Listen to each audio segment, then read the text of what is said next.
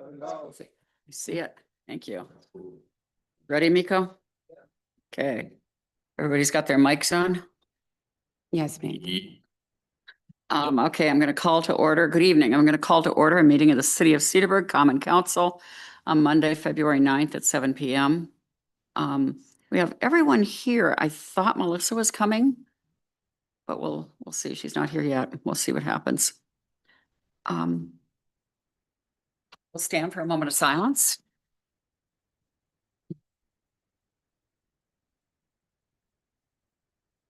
And we'll turn to the flag for the pledge.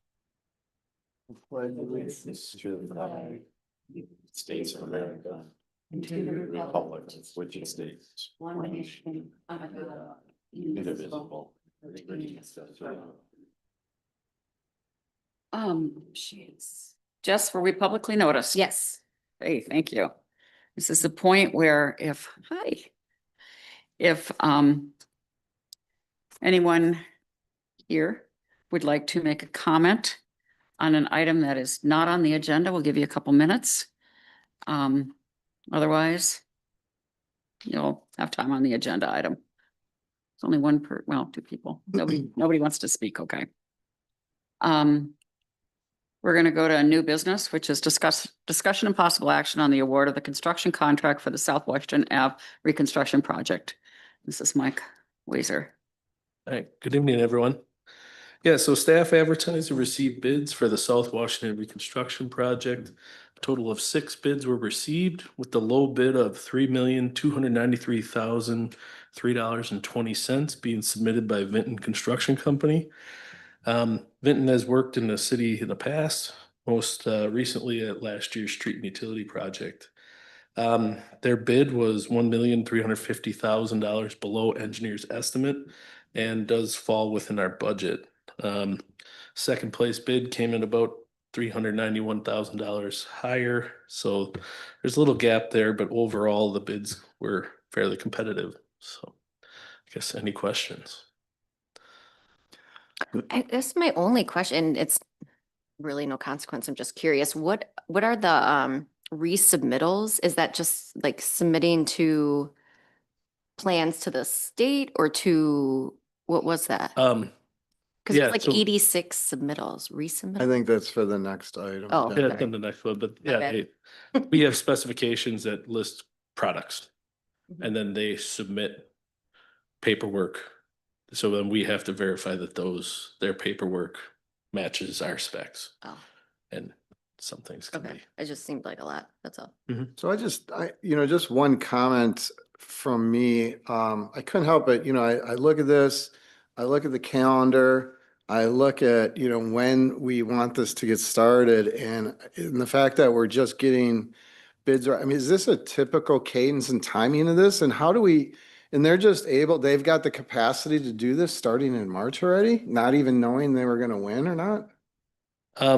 Yeah, this is a pretty normal timing. Okay. Yeah, the construction season, obviously we can't start until we get some, frost out of the ground, things like that. But yeah, this is quite early for us. I mean, there's times where we bid a project first week of March and we're started by the end of March. Wow, that's just nuts. And then the other thing, I mean, this is well below estimate. Yeah, So pleasant surprise, or did we build in some room for error there and what? well, I was afraid we were gonna be having quite a different conversation, but Really? yeah, but yeah, so it is a surprise.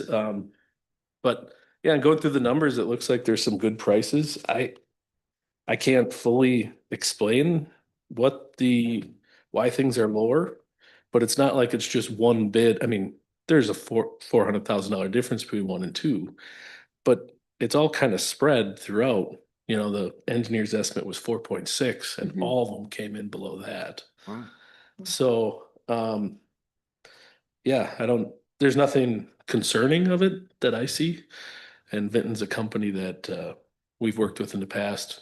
If you would have asked me about this project before, I'd have said this is a Vinton job through and through. Yeah. They're big. They do the crushing so they can take that concrete, use that for the gravel.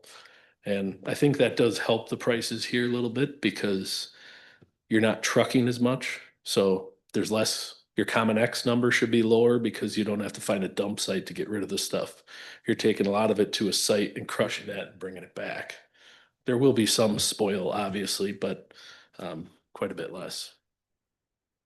Mike, on any particular line item, was it way out of whack from what you anticipated it would be? Or, I mean, no line item is so big that it would make $1.5 million difference, but Yeah, I mean, it was spread out throughout. I mean, I'd point to a couple. You look at 1.25 inch dense graded base. So that's the crushing, the material they'll crush. That's at $12 a ton. If you're getting that from a pit, you're probably talking in more of the 20 to 22 range per ton. Yeah, general overall pipe prices I thought were pretty good. mhm. 12-inch storm sewer, I want to say we've been paying in the low hundreds on that. Yeah, it just seems like and we take last year's prices, right? Mhm. And then we bump them up 5% or, and these guys are actually looking at what's actually happening as opposed to. Sure, sure. So, there can be a difference that we won't see something ahead of time that maybe happens, but, yeah, I think kind of overall, a lot of the prices came in, like look at 8-inch sanitary sewer. That was 160 last year. We're paying, this one's 130. So I don't know if they were just hungry and we're out pretty early. Mhm. Sure. So before other work. What if anything, does this mean for other street construction this season? I would think Vinton's gonna be very, very competitive on the next one, so they'll have their setup for crushing. So I would imagine they would come in pretty good on the next one. When does that happen? Next Tuesday, Okay. February 17th, yep. All right. Thanks, Mike. Anybody else? Yeah, with the extra savings, is that money, can that money be used for collateral? That's gonna happen on the Lincoln Boulevard and Lincoln and Evergreen, because when that road, all the people aren't gonna travel on the road when it's tore up, so they're gonna take the path of least resistance, which are gonna be those two roads past Cedar Brook Dairy and the apartments over there, or they're gonna go up where all the townhouses are. And that's gonna have increased traffic, and I know that's gonna be increased phone calls about the amount of vehicles, and of course, they're gonna be all speeding. So that's where, there's any kind of temporary arrangements made, like throwing out some temporary tables in there, so if they can just put it in there during the summertime, so you don't get with the plow trucks, so people start complaining about the speeds getting too high on that road, instead of us investing a cop to sit there with a radar or a laser to get them speeding. If there's the temporary speed devices, those tables are in there, that's gonna keep us, I know people are gonna complain about them, but I think a lot of that traffic's gonna take those two routes, and they're gonna, we all know what they're gonna do, and then the calls are gonna come in. So with that extra savings, there's anything that can be used towards that, if that comes down the pipe where the phone starts coming in, we can spend some of that money to buy something that can be put out there where you don't have to spend an officer's time out there. We could look into that. I mean, the first thing I like to do anytime there's a speeding complaint is run a speed study, because most people are perceiving a problem that does not exist oftentimes. Yep. And sometimes it does, but oftentimes people aren't seeing what's actually happening. So that'd be the first way we'd look at it. If we're seeing some major issues, we could look into what else could be done. This does, yeah, it would open up money that could be used if something needs to be done. Creative idea, Bobby. Well, it's my district, so I'm gonna hear about it. Okay, okay. Anybody else? Okay. Make a motion. I can. Thank you. I'll make a motion to award the construction project for South Washington Avenue to is it Vinton? Where was it? 3 million? 3,293. Hold on. 03. Not to exceed 3.293 and $3.20. Second. All in favor? Aye. Anyone opposed? Okay, thank you. Good job, Mike. Thanks. The next one, 7B, is discussion and possible action on the award of the submittal review and construction staking contract for South Washington Ave Construction Project. Yeah, so M Squared, who was bought by DB Sterling over the last couple months, completed the engineering design for the South Washington reconstruction project. As we talked, that's scheduled to take place starting sometime in March. So we asked them to give us a proposal for construction staking and submittal review. As we kind of talked about the submittals, that's just verifying that we're getting what we spec'd out for certain things. And with this project, we will be replacing the traffic lights. So it gets a little more complex and I guess a little out of my wheelhouse. So it's good to have another set of eyes to making sure we're getting what we need.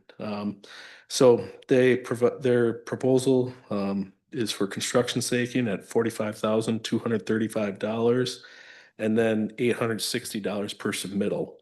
I guess I would estimate around 50 submittals, which puts the total at $88,235. But that could vary depending on the number of submittals. The tough thing with submittals is, you know, there's easy ones, right? Like gravel. So you just verify that you're getting the gradation needed. But when you get into some of the stuff, there could be multiple iterations of getting this approved. So that's where some of this is back and forth, and that's what that price accommodates. So I guess, are there any questions? Not anymore. Is this the largest single street project we've had in your time? Yeah, I would say. Yeah, yeah. What was downtown? Wasn't downtown more? Well, I meant in his time. I don't know what his time is. I don't think Yeah. it was though. Any other questions for Mike?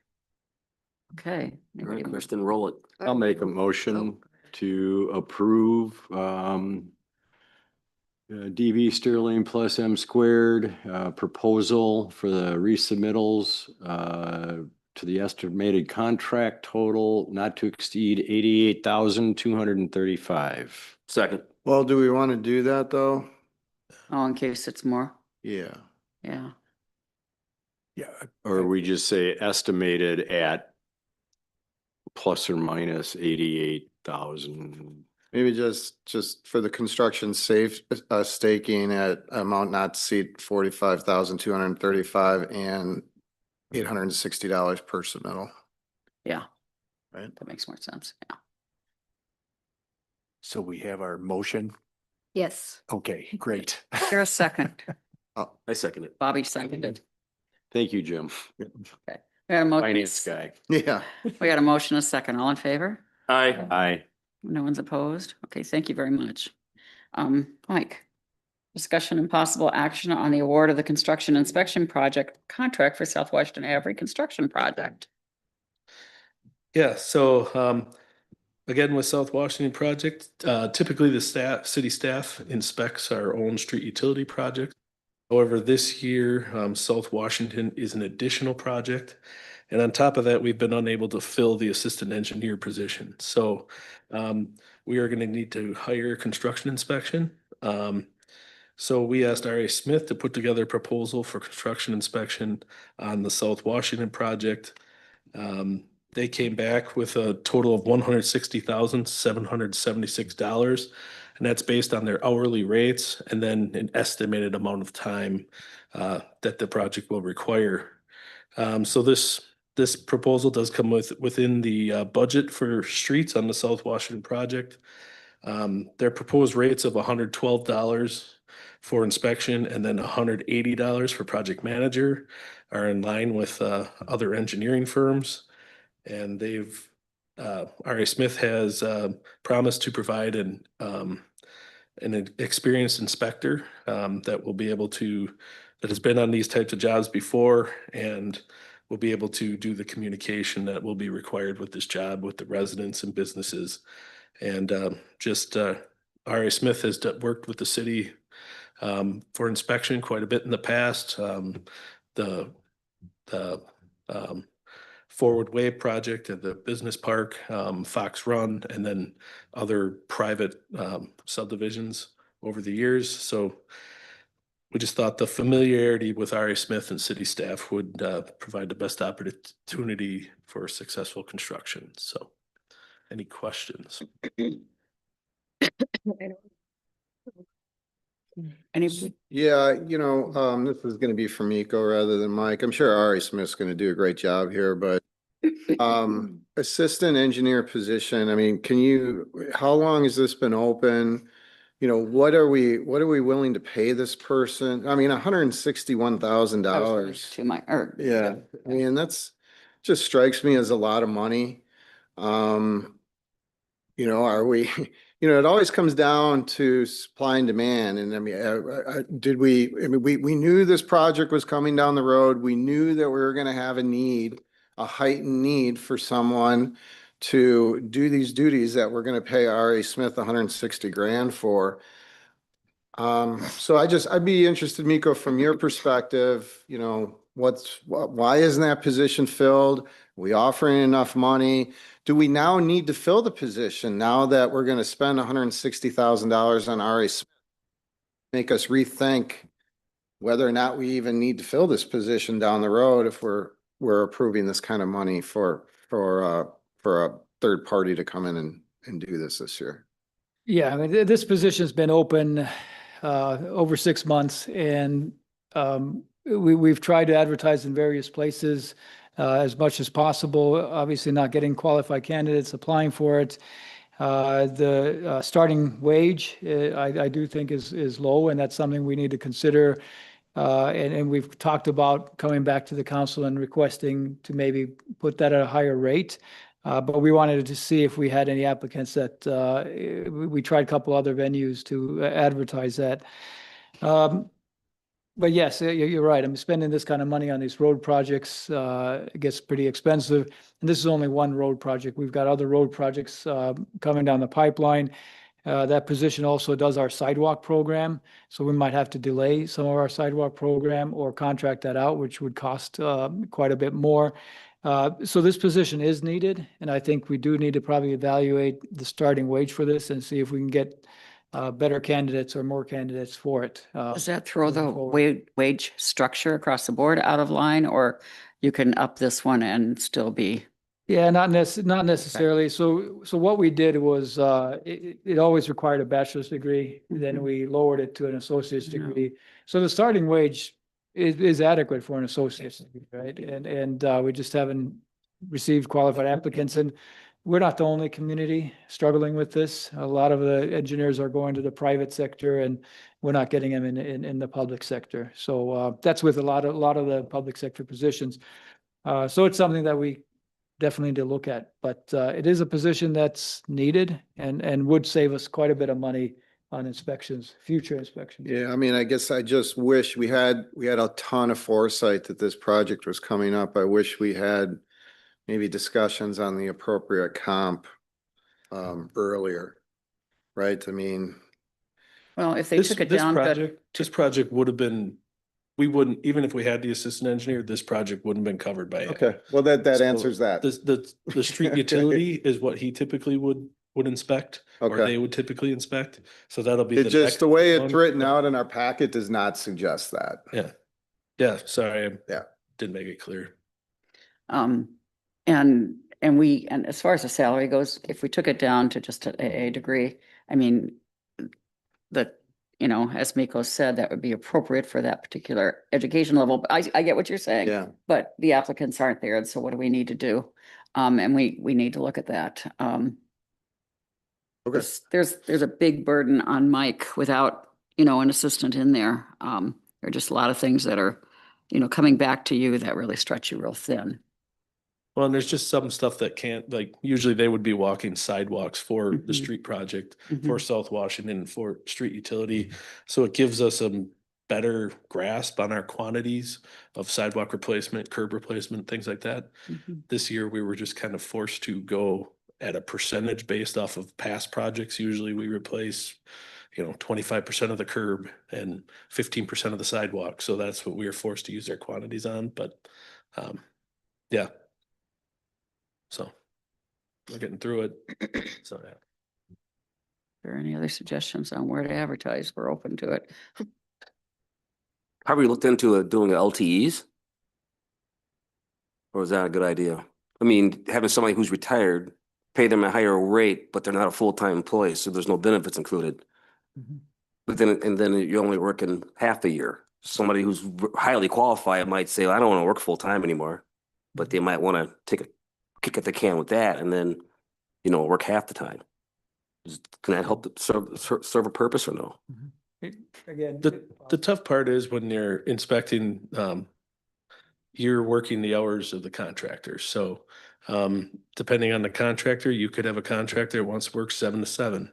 So the inspector's there 7 to 7. So I don't know that finding a person that's willing to do that, Mhm.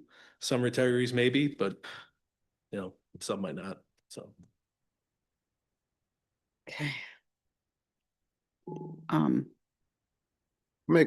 Thank make you. a motion to approve R.A. Smith for the construction inspection project here at an amount estimated, right, to be 160,776, because it'll vary depending on how many hours they work, right, Mike? yeah.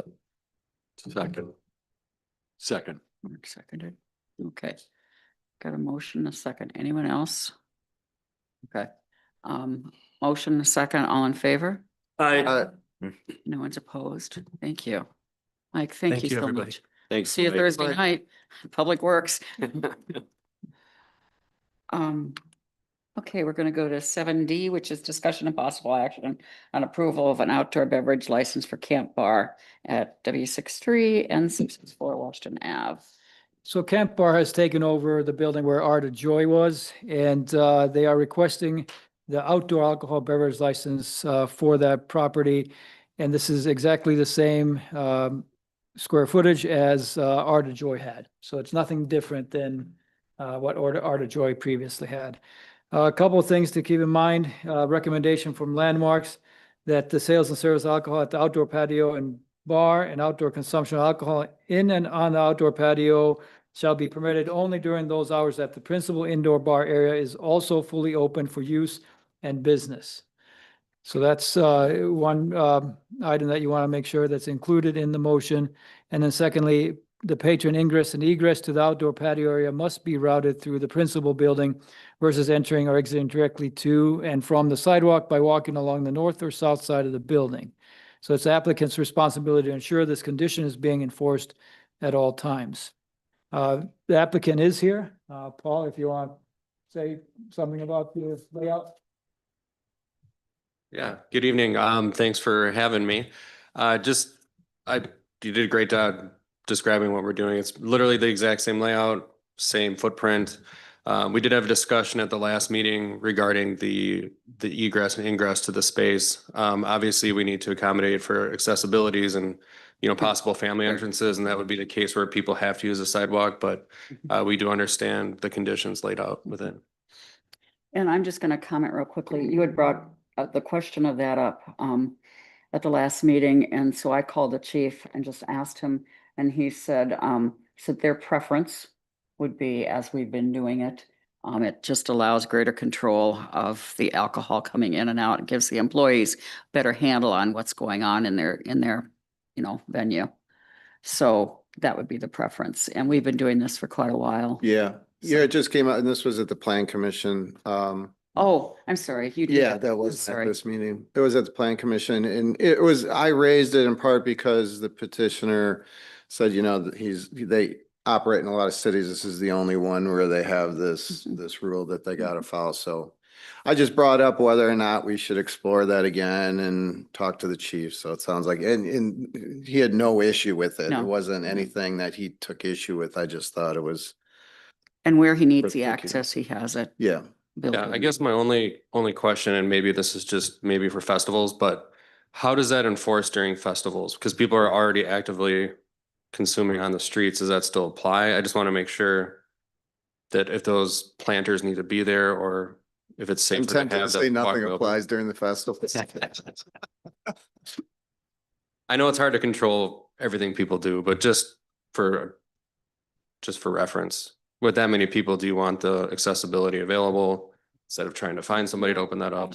I wish I could be able to answer that because the liaison for the festivals committee.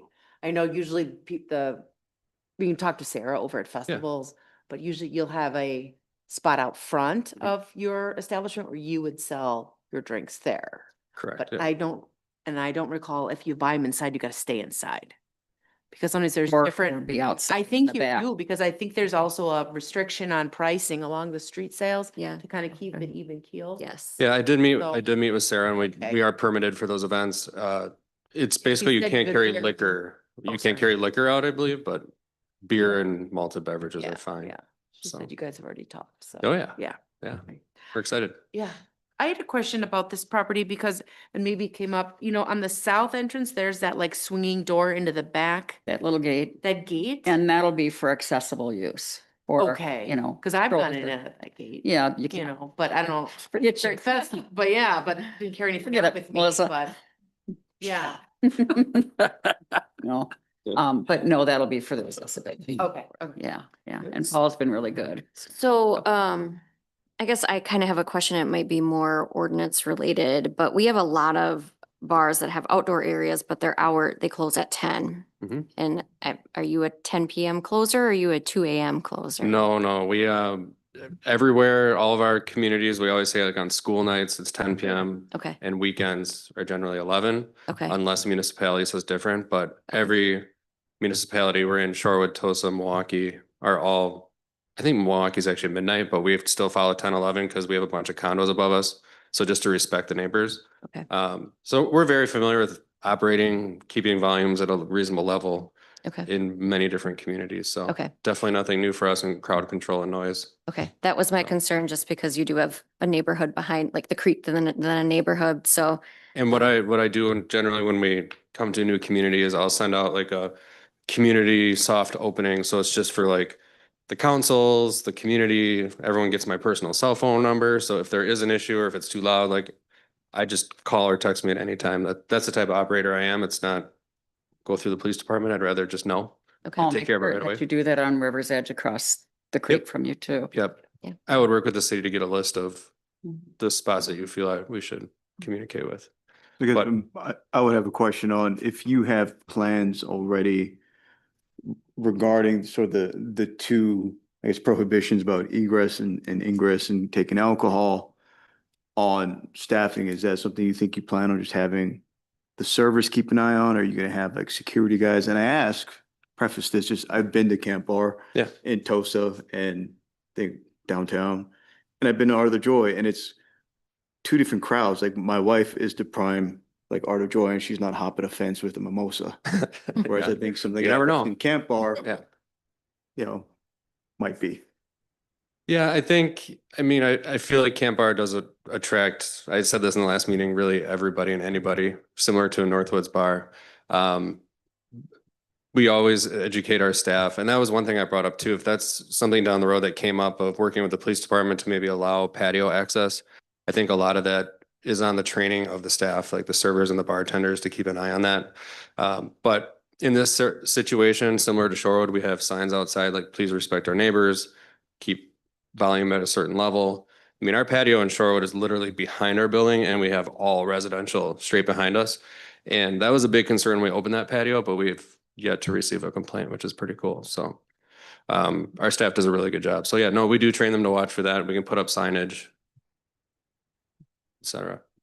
So, but yeah, I mean, Tosa, you can enter from the side, Shorewood, you can enter from the front. Third Ward, you just walk onto the parklet. So it is different. But if you have that physical barrier, it shouldn't be an issue. And if the community is used to it, then Mhm. shouldn't Apparently be. doesn't stop Melissa. Yeah, right. Any questions? Any other questions or somebody want to make a motion? Yeah, I'll make a motion. Thank you.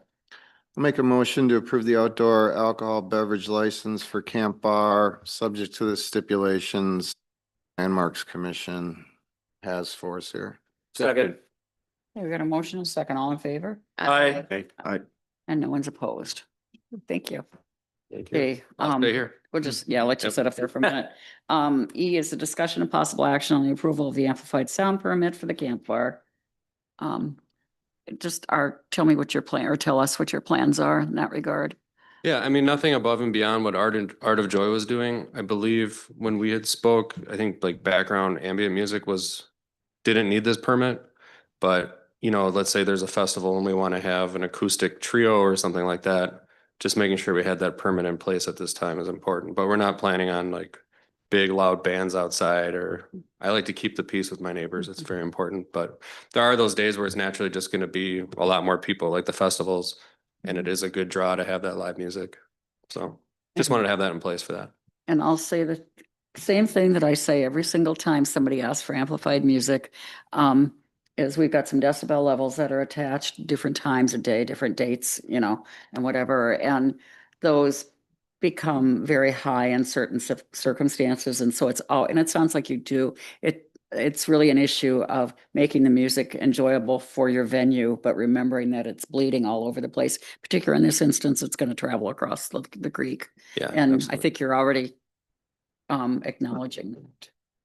Yeah, a So, lot of it, especially for ambient music, it's where you place your speakers, and it's, you know, not projecting off the building, it's projecting towards the building. Mhm. That helps a lot. Then it's not going into the neighborhood. So like Shorewood's a prime example because we're literally about a neighborhood, and all the speakers are going straight at our building versus from our building out. Takes a Mhm. little more work to do that, but it's a lot more effective Mhm. for sure. Thank you. And it Um, does help too. I think that with the Art of Joy having the stage, if you want to call it, with the shed in back, that's a nice barrier behind us, which is great. Not saying the sound won't carry, but that is a nice physical barrier that's already there. And anybody else up here? I know that Brooke, who's a neighbor across the creek, wants to say something. But anybody else up here? Mm-mm. And I'll just have you step aside for just a minute and then Brooke Brown's gonna come up. Yeah, yeah, and name and address too, please, Brooke. Thank you. He's been on councils in the past. He knows what he's doing. Brooke Brown, W62 and 667 River Edge Drive.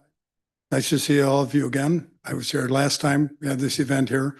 I would be remiss if I didn't come and say, none of you live there. I live right across the creek, right there. They turn up the volume because there's so many people there, so it's really noisy. And so consequently, they turn the volume up more because it's really noisy, and it just gets noisier and noisier. It's not so bad if you're at the art museum, which is just Thursday night or on the weekends every once in a while.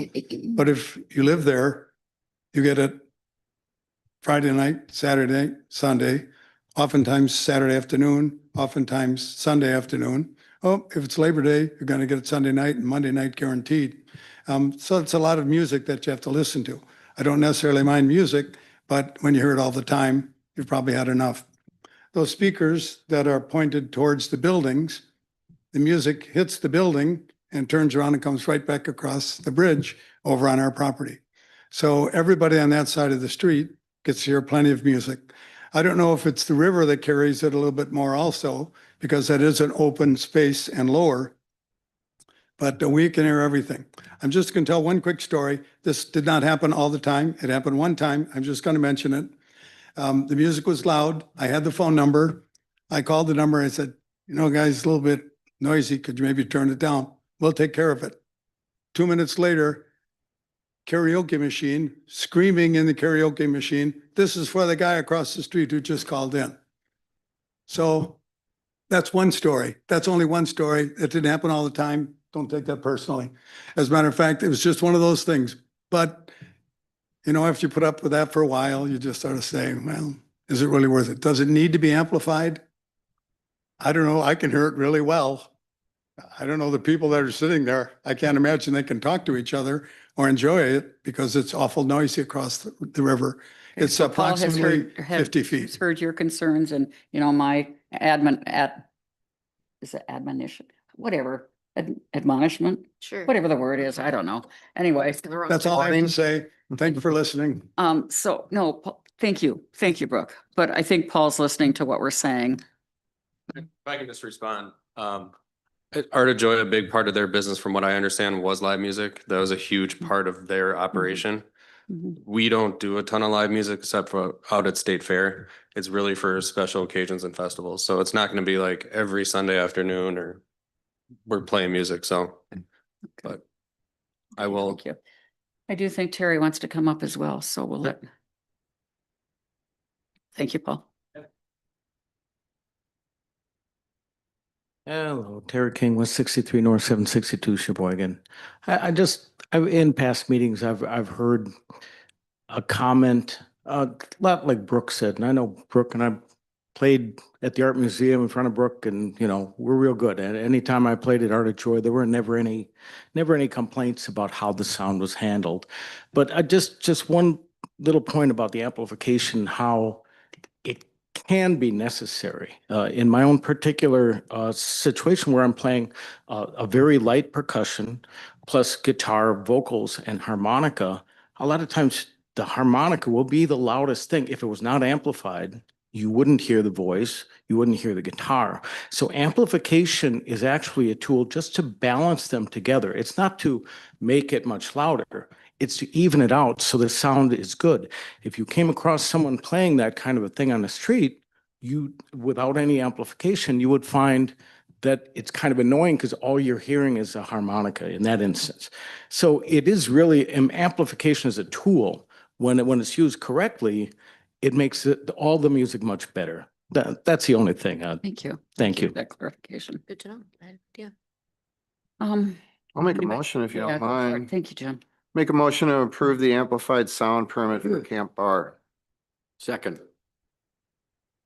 Got a motion, second, all in favor? Aye. No one's opposed? Thank you, thank you. We'll see you all. We're gonna go to 8, which is a consent agenda. Unless anybody's got any questions on there, do you want to make a motion, I'll someone? make a motion to approve the consent agenda. Second. Okay. All in favor? Aye. Aye. And no one's opposed, okay. Miko, did you have any, New to add. nothing? Okay, and comments and suggestions from council members? Nothing. I just wanted to remind everybody that this Thursday is the Lincoln Russell Jazz Quartet that the Cedarburg Diversity Committee is hosting at the Cedarburg Cultural Center. So if you'd like to go, it's part of the celebration for Black History Month. Okay, thank you. Mhm. Anybody else? Nope. And the mayor's got nothing, so Mark? You want to adjourn? Yes, I would be happy to adjourn us. It is 7:37 and I make a motion to adjourn. Second. Sorry, Amanda. We got a motion, a second, all in favor? Aye. No one's opposed?